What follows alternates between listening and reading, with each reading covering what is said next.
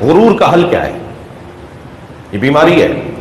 پہلے تو میرے بچے اور جوان پلو سے باندھ کے جائیں آج کی اس مجلس کا پیغام کہ خود پسندی، اپنے آپ کو زیادہ سمجھنا، اپنے آپ کو اپنی اہلیت اور صلاحیتوں سے زیادہ تصور کرنا، یہ خود کو دھوکہ دینا ہے۔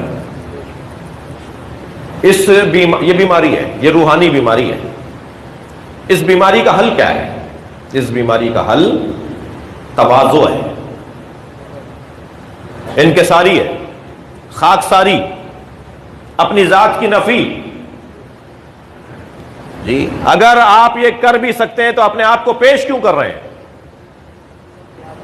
اگر آپ میں صلاحیت ہے تو آپ اپنے آپ کو پیش کیوں کر رہے ہیں؟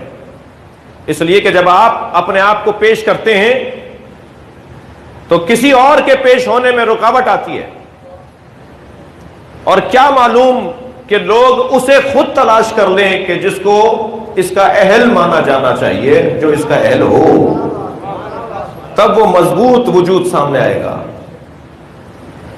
تواضع، اپنی ذات کی نفی۔ صرف 2 مثالیں دوں گا۔ جس شخصیت نے بھی اپنی ذات کی نفی کی ہے، اللہ نے اسے عزت بہت دی ہے۔ یعنی یہی جملے لناسحون لحافظون، جی لخاسرون، یہی والے جملے آپ کیوں بول رہے ہیں؟ میں کیوں بولوں؟ اللہ بلوائے، اللہ کی مخلوق بولے کہ یہ ہمارے حافظ ہیں، اللہ کی مخلوق بولے کہ یہ ہمارے خیر خواہ ہیں، اللہ کی مخلوق بولے کہ یہ ہمارے امام ہیں، لوگ مجبور ہو کے دروازے پر آئیں، تب ہے کمال۔ اور یہ اس وقت حاصل ہوگا کہ جب میں اپنی ذات کی نفی کروں،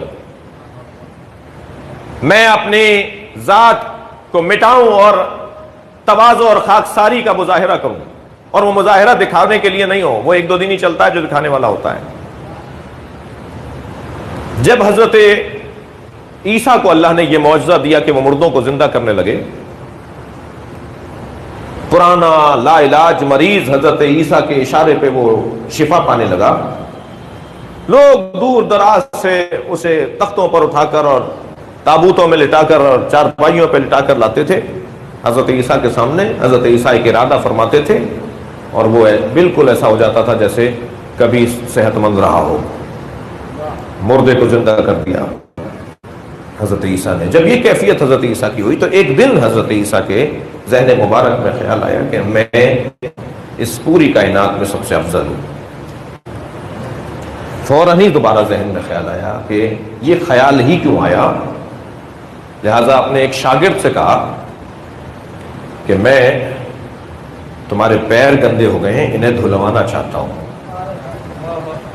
جی حضرت عیسیٰ نے لوٹا لیا، اس کے پیر دھلوانے کا ارادہ کیا۔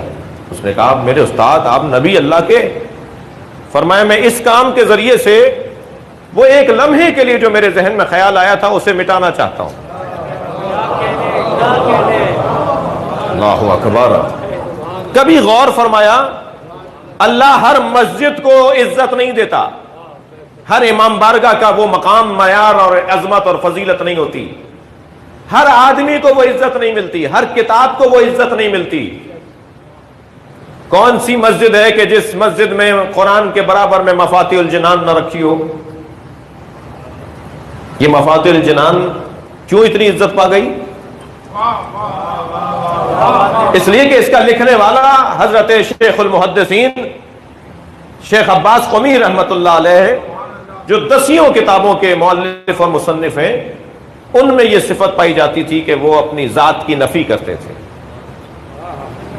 منازل الاخرہ ان کی کتاب، مرنے کے بعد کے احوال اس کے اندر انہوں نے لکھے۔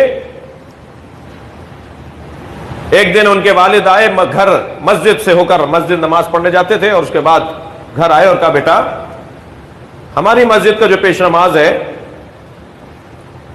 وہ ایک کتاب کھول کر ایک حدیث سناتا ہے روزانہ، اور پورے مجمع پہ ایسا اثر ہوتا ہے کہ ہم کانپنے لگتے ہیں اور ہمارے اوپر ایک خاص اس کا اثر ہونے لگتا ہے، اور اس کتاب نہیں لکھی۔